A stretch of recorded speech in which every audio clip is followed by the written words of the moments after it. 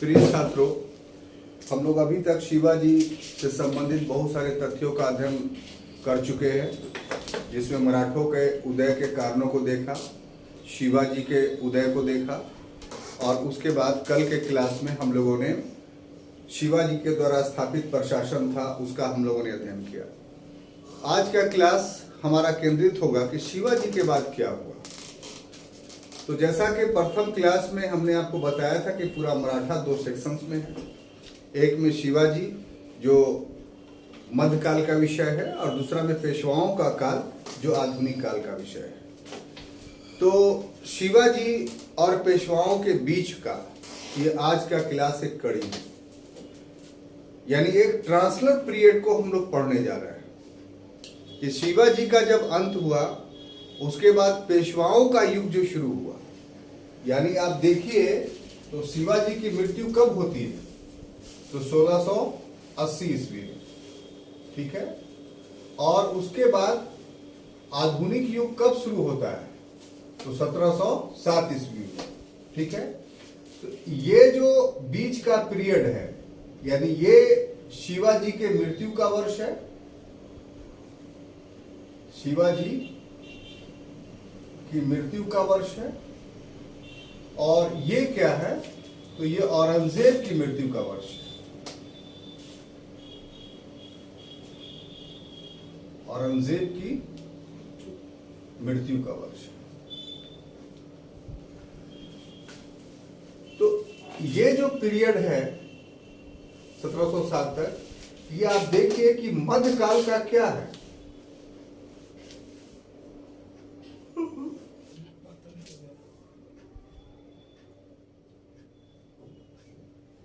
अंतिम समय है ना।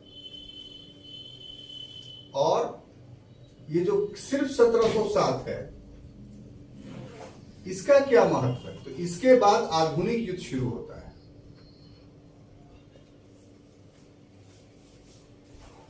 आधुनिक युग शुरू होता है। अब देखिए कि ये संपूर्ण जो पीरियड है, यानी 1680 से लेकर के 1707 ईस्वी तक, ये अगर देखा जाए संपूर्ण को, तो ये मराठा शक्ति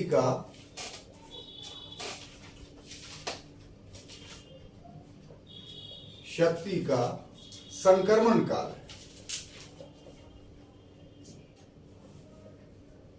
ठीक है। क्यों ऐसा हम क्यों कह रहे हैं, ऐसा हम इसलिए कह रहे हैं क्योंकि इसके पूर्व में शिवाजी का अंत होता है और फिर पेशवाओं का उदय होता है। पेशवाओं का उदय होता है। तो ये जो बीच का पीरियड है, यानी पेशवाओं का उदय और शिवाजी का अंत, इसी के बीच का अध्ययन का विषय है उत्तराधिकारी, यानी एंसेस्टर। बात समझ में आ रही है। हम इस चीज की व्याख्या इसलिए करना चाहते हैं कि आप इंपॉर्टेंस ऑफ टॉपिक, यानी टॉपिक के महत्व को जानें कि टॉपिक कितना महत्वपूर्ण है। टॉपिक की महत्ता का अंदाजा नहीं होने के कारण जो है वो व्यक्ति उसको नहीं पढ़ता है, या उस ध्यान से नहीं पढ़ता है। और इसका परिणाम ये होता है कि साहब उस पर से कोई प्रश्न आते हैं तो वो सही से आंसर उसका नहीं दे पाता है।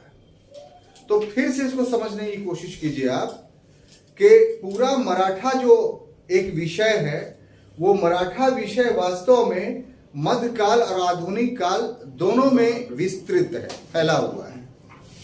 उसका आधा भाग मध्यकाल में पड़ता है और आधा भाग आधुनिक काल में पड़ता है। तो मध्यकाल का जो खंड है वो वास्तव में शिवाजी के बारे में जनरली, कि शिवाजी का उदय कैसे हुआ, उन्होंने मराठों को एक शक्ति के रूप में कैसे स्थापित किया। अब शिवाजी का 1680 में मृत्यु हो जाती है और आधुनिक काल शुरू होता है 1707 से। तो ये जो बीच वाला पीरियड है, जिसे मध्यकाल का अंतिम समय कहते हैं, 1680 के बाद, ये वास्तव में एक मराठा शक्ति के लिए संक्रमण का काल है, ट्रांजिशनल पीरियड है। ये संक्रमण का काल, ये ट्रांजिशनल पीरियड का अर्थ क्या होता है? तो संक्रमण काल या ट्रांजिशनल पीरियड उस पीरियड को कहते हैं जिसमें नई व्यवस्था आने हेतु परिवर्तन हो रहा हो। यानी पूर्व में एक व्यवस्था है और फिर कुछ समयों के बाद एक दूसरी व्यवस्था आएगी या आ रही है, अभी पूरी तरीके से वो स्थापित नहीं हुआ है, तो उसके आने में समय लगेगा और पहली वाली व्यवस्था धराशायी हो गई है। तो जो बीच का पीरियड बनेगा, जिसमें पुरानी व्यवस्था समाप्त हो चुकी होगी और नई व्यवस्था जन्म ले रही होगी, पूर्ण रूप से स्थापित नहीं होगी, तो जब वो पूर्ण रूप से स्थापित हो जाएगी, उस समय तक का पीरियड हम लोग संक्रमण काल या ट्रांजिशनल पीरियड कहेंगे। जैसे उदाहरण के लिए एक एग्जांपल देंगे तो आप ज्यादा समझ जाइएगा इसको, कि भारत कब स्वतंत्र हुआ? 15 अगस्त 1947 को। क्या उस स्वतंत्रता के बाद भारतीयों के हाथ में सत्ता पूर्ण रूप से आ गई थी? तो इसका जवाब होगा नहीं। तो फिर प्रश्न उठेगा कि क्यों नहीं आई थी? तो आप जवाब देगा इसलिए नहीं आई थी कि जो शासन करने की पद्धति थी, जिसका विकास अंग्रेजों ने किया था, वो अभी पूर्ण रूप से समाप्त नहीं हुआ था और आजादी हमें मिल गई थी, लेकिन हम उसी व्यवस्था के तहत शासित हो रहे थे। हम पूर्ण रूप से शासन तब करते हुए माने जाते जब अपने द्वारा स्थापित व्यवस्था से हम शासन करते। तो अपने द्वारा स्थापित व्यवस्था हम बना रहे थे, कहां? संविधान सभा। और इसमें हमको 2 वर्ष 11 महीने 18 दिन लगे और तब जाकर करके 26 जनवरी 1950 को हमने संविधान बना दिया और लागू कर दिया, हालांकि वो पहले ही लागू हो गया था। तो ये जो 15 अगस्त 1947 से लेकर के 26 जनवरी 1950 का जो पीरियड है, वो संक्रमण काल है। मतलब इसमें पुरानी व्यवस्था पूर्ण रूप से समाप्त नहीं हुई और नई व्यवस्था पूर्ण रूप से स्थापित नहीं। तो जब पुरानी व्यवस्था पूर्ण रूप से समाप्त न हो और नई व्यवस्था पूर्ण रूप से स्थापित नहीं हो, तो ऐसे काल को संक्रमण काल कहते हैं। तो यहां यही हुआ था कि शिवाजी का अंत हो गया और शिवाजी के बाद प्रभावशाली रूप से शासन किया पेशवाओं ने, लेकिन पेशवाओं का आगमन फौरन नहीं हुआ। बीच में एक ऐसा पीरियड है जिसमें वो शक्ति और सामर्थ्य मराठों की नहीं रही, जो शक्ति और सामर्थ्य पेशवाओं का था या जो शक्ति और सामर्थ्य शिवाजी का था। बल्कि मराठों की शक्ति और सामर्थ्य में 1680 से लेकर के 1707 ईस्वी तक कमी आई, और शक्ति में यह कमी जो मराठों की आई, वो ये पीरियड को संक्रमण काल बना देता है, ट्रांजिशनल पीरियड बना देता है। क्लियर? तो ये हमने अलग से आपको इसका एक्सप्लेनेशन किया ताकि इंपॉर्टेंस ऑफ टॉपिक, आपको जो टॉपिक हमारा है शिवाजी का उत्तराधिकारी, ये समझ में आए। इसमें व्याख्या भी है, व्याख्या से ज्यादा जो है वो वस्तुनिष्ठ चीजें इसमें शामिल है। तो देखिए, शिवाजी की आमतौर पे जो हम लोग पढ़ते हैं कि शिवाजी की 4 पत्नी है ना। तो 4 पत्नी तो थी, लेकिन 2 ही काफी महत्वपूर्ण थी, क्योंकि इसी ने राजनीति को प्रभावित किया। तो जो पहली पत्नी थी उसका नाम क्या था? साईबाई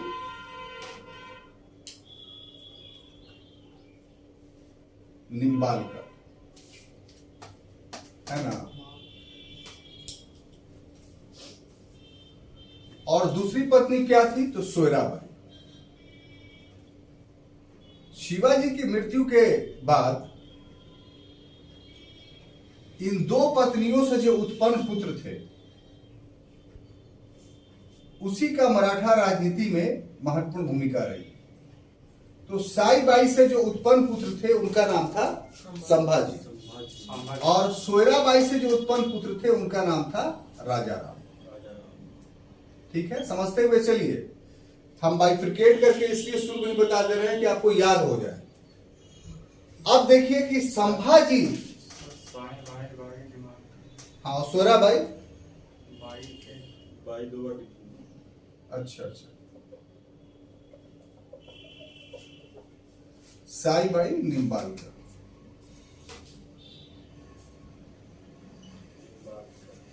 ठीक है।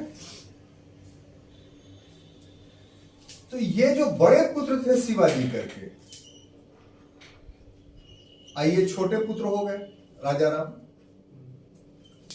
तो अब देखिए ये कि जब शिवाजी की मृत्यु हुई,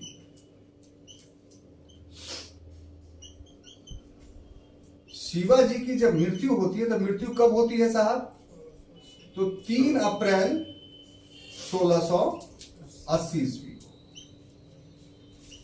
3 अप्रैल 1680 ईस्वी को शिवाजी की मृत्यु होती है। तो ये मृत्यु के समय ये जो संभाजी थे, ये व्यक्ति, ये पन्हाला के किले में कैद थे।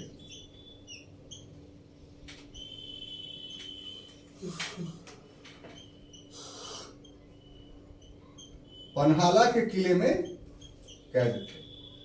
शिवाजी ने ही कैद कर रखा था। तो थोड़ा समझिए कि क्यों कैद कर रखा था। क्योंकि ये शुरू से ही उदंड प्रवृत्ति के व्यक्ति थे, और शिवाजी का जो अंतिम समय आया तो उस समय ये जाकर के बीजापुर के लोगों से मिल गए थे, और मिल कर करके अपने बाप के विरुद्ध ही षड्यंत्र कर रहे थे। तो इसलिए शिवाजी ने अपने बड़े पुत्र संभाजी को जो है पन्हाला के किले में कैद कर रखा था। और ऐसे परिस्थिति में तीव्र ज्वर के कारण इनकी मृत्यु जो हुई थी, कोई आक्रमण के कारण नहीं, बल्कि तीव्र ज्वर आ गया था, इन तेज बुखार। तो तेज बुखार के कारण शिवाजी की मृत्यु होती है 3 अप्रैल 1680 ईस्वी को। ऐसी परिस्थिति में इनका जो उत्तराधिकारी है वो 21 अप्रैल 1680 ईस्वी को, 21 अप्रैल 1680 ईस्वी को राजा राम गद्दी पर बैठते हैं।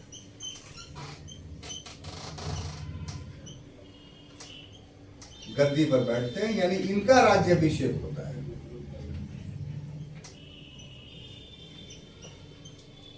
ठीक है। और उसके बाद संभाजी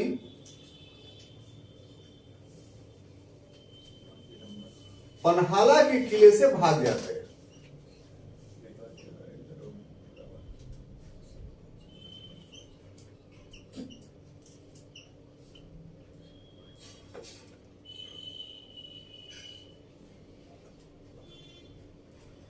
और भागने के बाद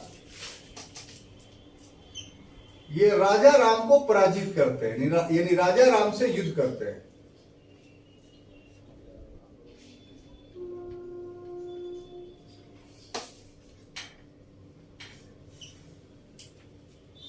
जनवरी 1681 ईस्वी को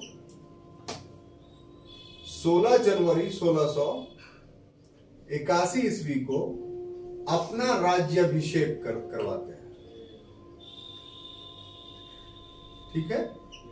तो इस प्रकार से आप देखिए कि शिवाजी के मृत्यु के बाद अब जो पीरियड शुरू होता है वो संभाजी का। ठीक है। और इनका पीरियड क्या, तो 1681 से लेकर के 1689 ईस्वी। तो जो 1 साल के बीच का जो समय है उसमें इतनी सारी घटनाएं घटी। तो यहां पर हम विस्तार से आपको इसलिए बताना चाह रहे हैं कि ऑब्जेक्टिव क्वेश्चंस इसीलिए यहां पर एराइज होता है कि शिवाजी के बाद किसका राज्याभिषेक सबसे पहले हुआ। ठीक है। तो यहां पर आप गलत न बोल दिए, इसी चीज के लिए इतना बहस हुई है। शिवाजी के बाद फौरन राज्याभिषेक राजा राम का नाम होता है 21 अप्रैल को, संभाजी का राज्याभिषेक कब होता है? 16 जनवरी 1681 को। है इसके पीछे क्या पूरा घटनाक्रम है? तो उस समय संभाजी पन्हाला के किले में कैद थे। पन्हाला के किले में कैद थे तो किसने कैद किया था? तो शिवाजी ने खुद। क्यों कैद किया था? तो शिवाजी के अंतिम समय में विद्रोही हो गए थे अपने बाप के खिलाफ। तो जब राजा राम ने अपना राज्याभिषेक करा लिया तो संभाजी पन्हाला के किले से भाग करके अपने छोटे भाई से युद्ध करते हैं और युद्ध करने के बाद उसे पराजित करने के पश्चात जो है वो 16 जनवरी 1681 ईस्वी को अपना राज्याभिषेक कराते हैं। तो इसमें सिंपली दो प्रकार का प्रश्न बन रहा है और आपको यहां पर ध्यान देना होगा कि शिवाजी के बाद किसका राज्याभिषेक हुआ? तो राजा राम का हुआ। राजा राम का। लेकिन एक दूसरा एंगल ये भी है कि शिवाजी के बाद मराठा शक्ति में अगला राजा कौन हुआ? तो अगला राजा जो हुआ वो संभाजी हुए। ये सही बात है। हाँ, मतलब ये ट्रांजिशन पीरियड है 8 महीने का। जैसे किसी ने अपना राज्याभिषेक कराया तो राज्याभिषेक मान्य तभी माना जाएगा जब उसका कोई दावेदार ना हो। तो यहाँ दावेदार तो संभाजी थे, इसलिए उनकी जो राजा राम का राज्याभिषेक था वो निष्कंटक तो नहीं था। और यहाँ संभाजी जब बन गए तो इनका निष्कंटक था, क्योंकि राजा राम ने फिर दावा नहीं किया कि हम बनेंगे। तो इसलिए दो प्रकार का प्रश्न, शिवाजी के बाद राज्याभिषेक किसका हुआ या शिवाजी के बाद राजा कौन बने मराठा साम्राज्य के? तो राजा राम। लेकिन दूसरा प्रश्न ये उठता है कि शिवाजी के बाद किसने शासन किया? तो वो संभाजी आ जाएगा, क्योंकि इन्होंने राजा राम ने शासन नहीं किया। ये गृह युद्ध में उलझे हुए रहे। ठीक है, बात समझ में आई? अब देखिए साहब कि जहां तक संभाजी का प्रश्न है तो संभाजी का जो व्यक्तित्व था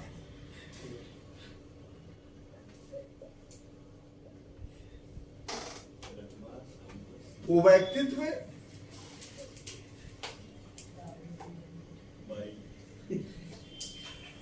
सहनशील नहीं था। ठीक है, अब जब सहनशील नहीं था तो जो मराठा सरदार थे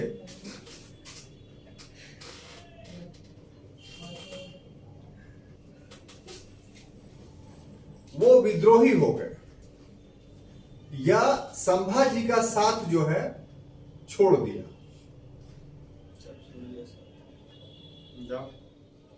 ठीक है, ऐसी परिस्थिति जब साथ छोड़ दिया तो संभाजी ने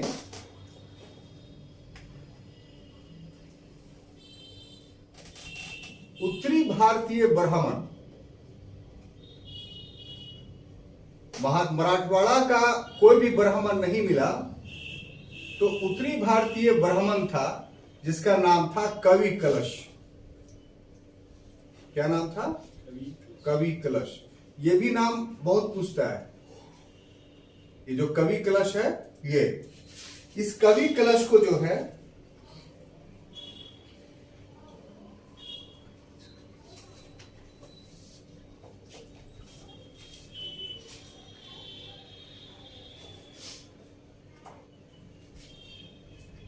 सेना करते बना दिया और साथ ही साथ अष्टप्रधान का विघटन कर दिया। अष्टप्रधान का विघटन यानी शिवाजी जो मराठा प्रशासन को संगठित रखने के लिए अष्टप्रधान बनाया था, उनके पुत्र संभाजी ने जो है उसको खत्म करके सारा पावर किसको दे दिया? कवि कलश। अब ये तो उनके व्यक्तित्व के कारण जो मराठवाड़ा क्षेत्र में मराठा सरदार थे उनके साथ ये संबंध रहा। ठीक है, इसी समय उनके साथ जो अगला परेशानी हुआ कि साहब सेना करते लिखे हैं। हाँ, सेना करते। इसके बाद अंग्रेज प्लस पुर्तगाली प्लस फ्रेंच, ये तीनों शक्तियां जो थी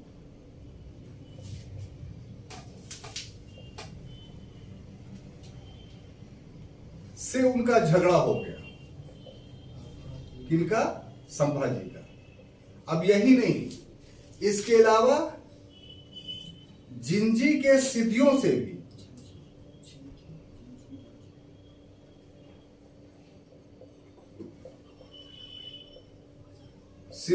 भी उनका झगड़ा हो गया। और उपर्युक्त परिस्थिति में जब ये सारी परिस्थितियां उनके विपरीत थी, तब उन्होंने एक गलती और की, वो ये कि अकबर द्वितीय को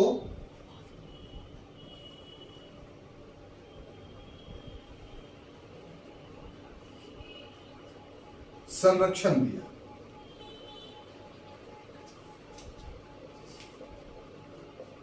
और ऐसी परिस्थिति में मुकर्रब खां द्वारा कोरे गांव में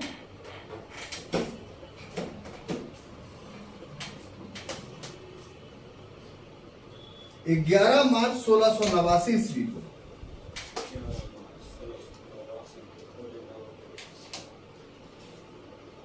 हत्या कर दी। ठीक है,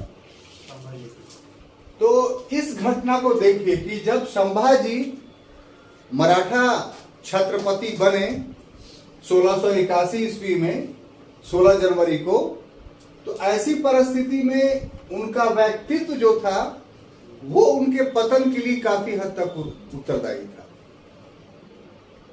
उनको उनके व्यक्तित्व के कारण हमेशा सबसे उनका झगड़ा होना शुरू हुआ। उनके शासनकाल की यही सबसे महत्वपूर्ण प्रभावी घटना है। सबसे पहली बात यह कि जैसे ही बने तो उनका व्यक्तित्व काफी सहनशील नहीं था।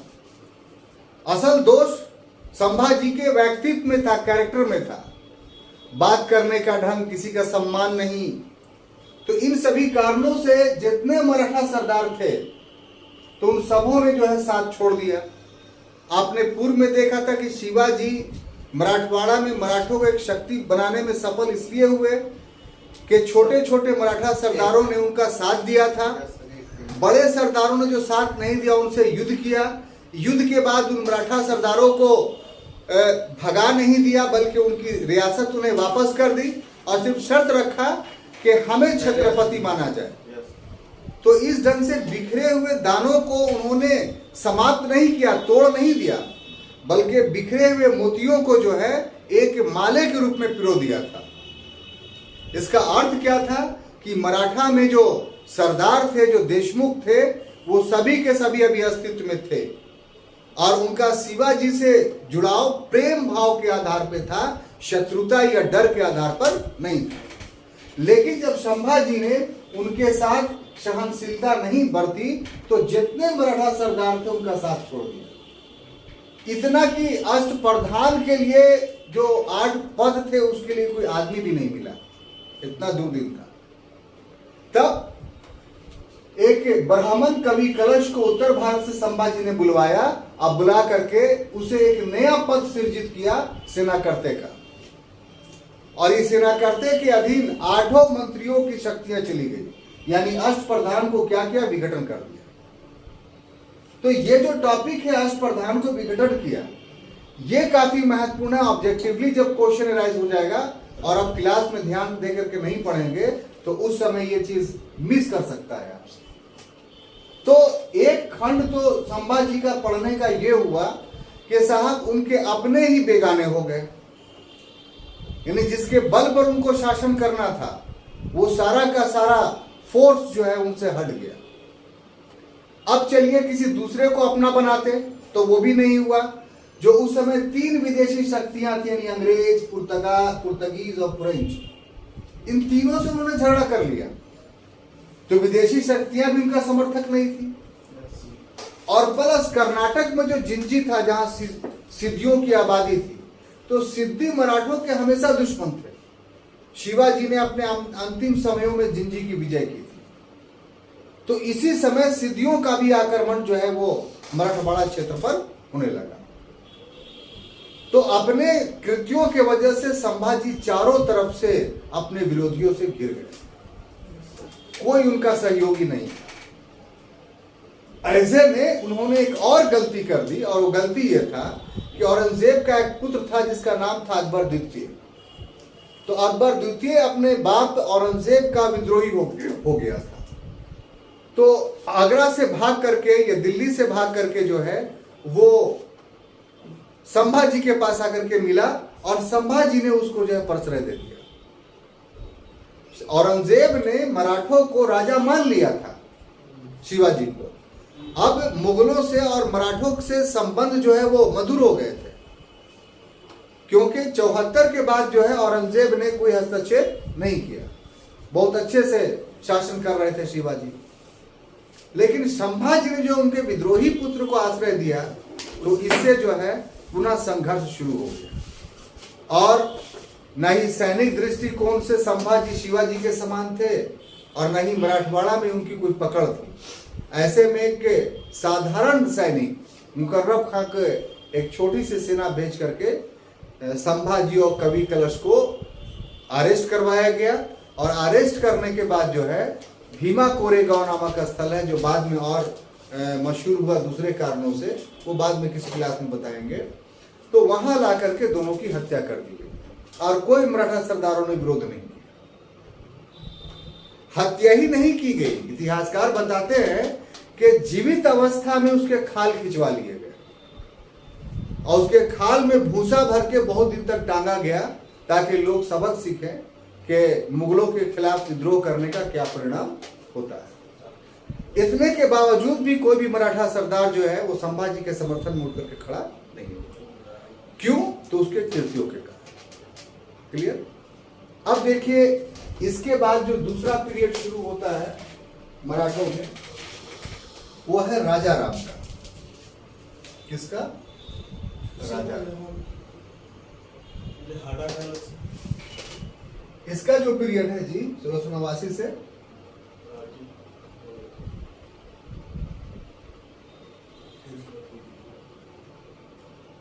1700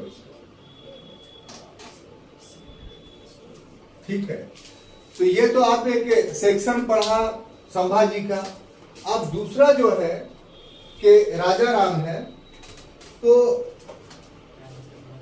इस समय एक चीज ये था कि एक चीज जान लीजिए कि ये जो था राजा राम कौन था? शिवाजी का दूसरा पुत्र,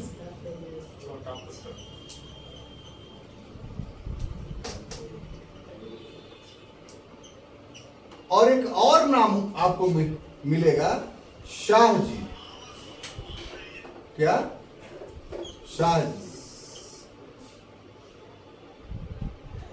या शाहू कह लीजिए, ठीक है ना।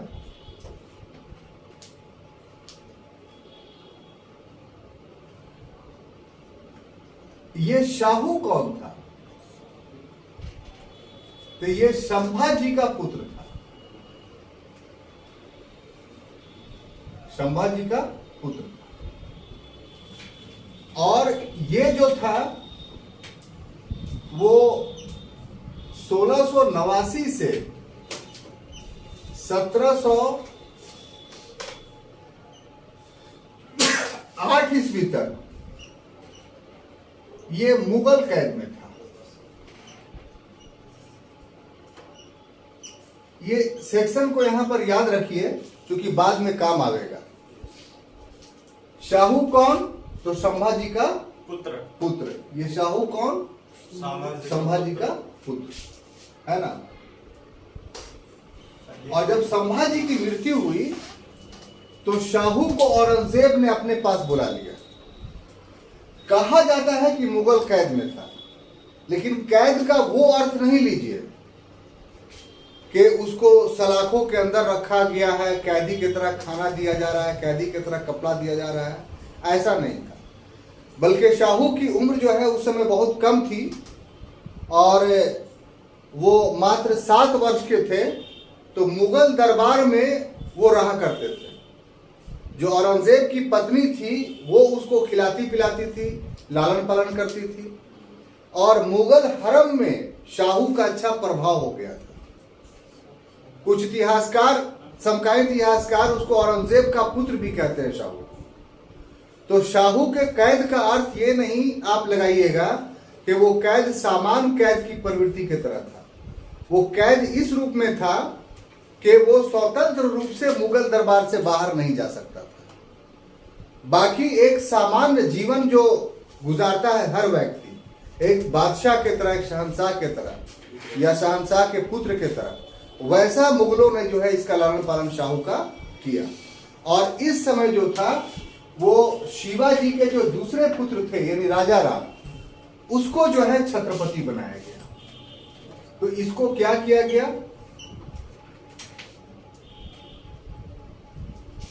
तो रायगढ़ में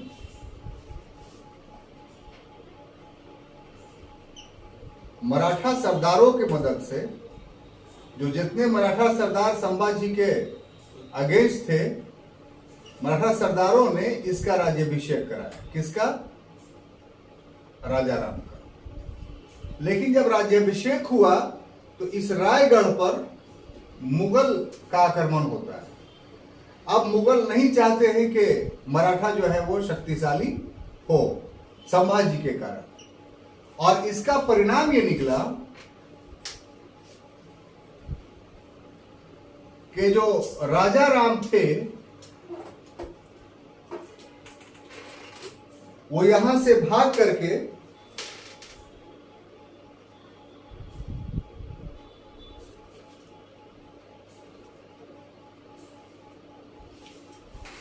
जिंजी चले गए।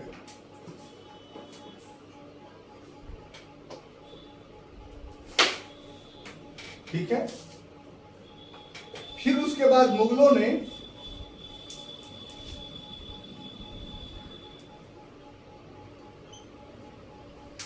जिंजी का 8 माह का घेरा डाला।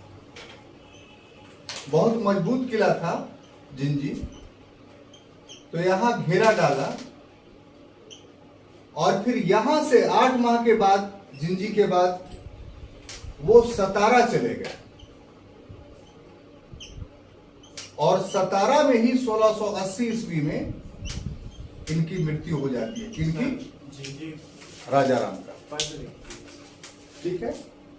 जिंजी का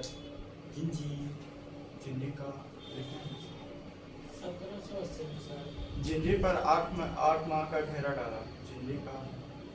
जिंजी कहाँ है? कर्नाटक में। तो कल ही बता दिए थे। 1780 में सर। हैं?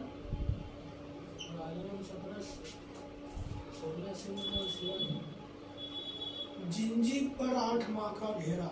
हाँ सॉरी, 1700 में वहां मृत्यु हो गई। किसकी? राजा राम की। तो इस प्रकार से जो 1689 से 1700 का जो राजा राम का पीरियड है वो भी काफी प्रभावशाली नहीं है। भागते हुए जीवन जो है वो गुजरा। अब देखिए इसके बाद जो अगला राजा बनता है वो है ताराबाई।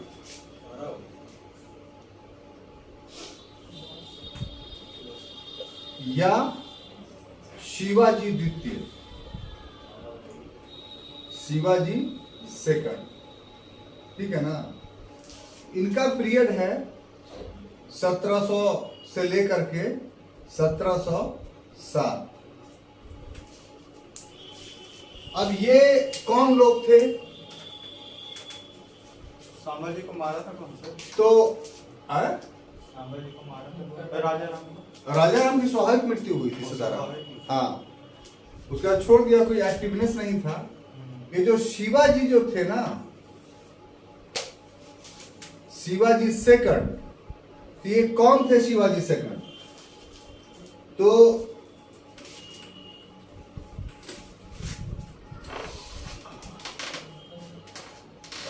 राजा राम के पुत्र थे। परंतु ये अल्पवयस्क थे। क्या थे? अल्पवयस्क। इसलिए ताराबाई जो थी वो संरक्षिका बनी और सतारा से शासन करते रहे। अब इसके बाद 1707 का जो समय आता है, तो 1707 से लेकर के 1749 ये शाहू का पीरियड है। इसका शाहू का 1700 का पुत्र। हाँ 1707 से लेकर के 1749 ईस्वी। इसमें क्या होता है मराठा राजनीति में कि ये शाहू कौन है, आपको यही बता दिया है, संभाजी का पुत्र, और ये कैद में था मुगल का। हाँ।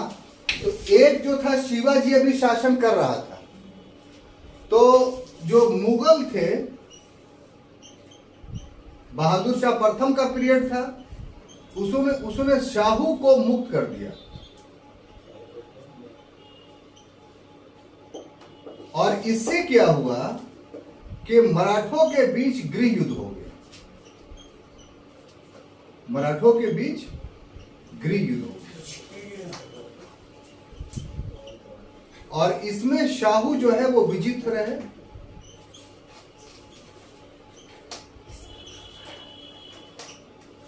और इनके द्वारा पेशवा को अपनी शक्ति सौंप दी गई। पेशवा को शक्ति सौंप दी गई। अब इसको थोड़ा समझ लीजिए कि जैसे ही शिवाजी द्वितीय का शासनकाल शुरू हुआ, औरंगजेब की मृत्यु हुई, तो औरंगजेब की मृत्यु के बाद अगला जो मुगल बादशाह बना वो शाह मुअज्जम बहादुर शाह प्रथम के नाम से बना।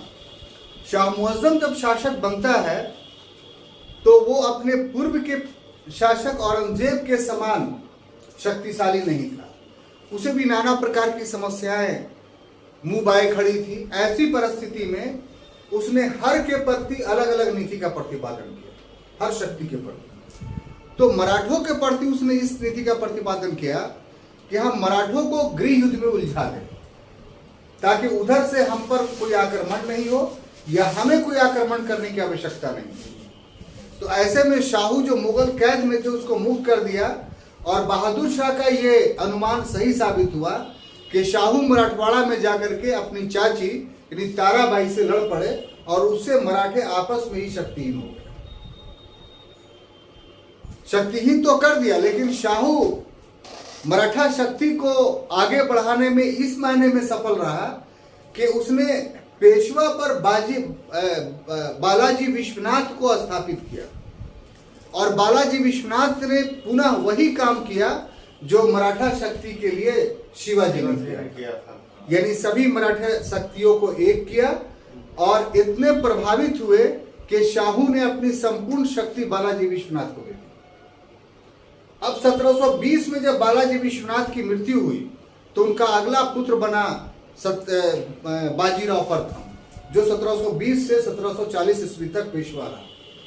तो इसके शासनकाल में पूरी शक्ति जो है वो पेशवा के हाथ में चली आई और फिर संगौली की संधि होती है, जिस संधि में के द्वारा शाहू ने हमेशा के लिए अपना प्रभुत्व जो है वो त्याग दिया मराठा पर और संगौली के संधि के बाद जो है वो पेशवा वैधानिक सत्ता के मालिक हो गए। तो अब प्रधान छत्रपति नहीं रहा संगौली के संधि के बाद, अब प्रधान कौन हो गया? पेशवा। तो इस प्रकार से पेशवाओं का युग शुरू हो। क्लियर? तो ये उत्तराधिकारी में इतनी सारी बातें थी। आपसे अपेक्षा है कि जो मटेरियल्स मिला है उसको फिर से पढ़िएगा और इसे जो है वो अच्छे से मेमोराइज करके अपने पास रखिएगा। धन्यवाद।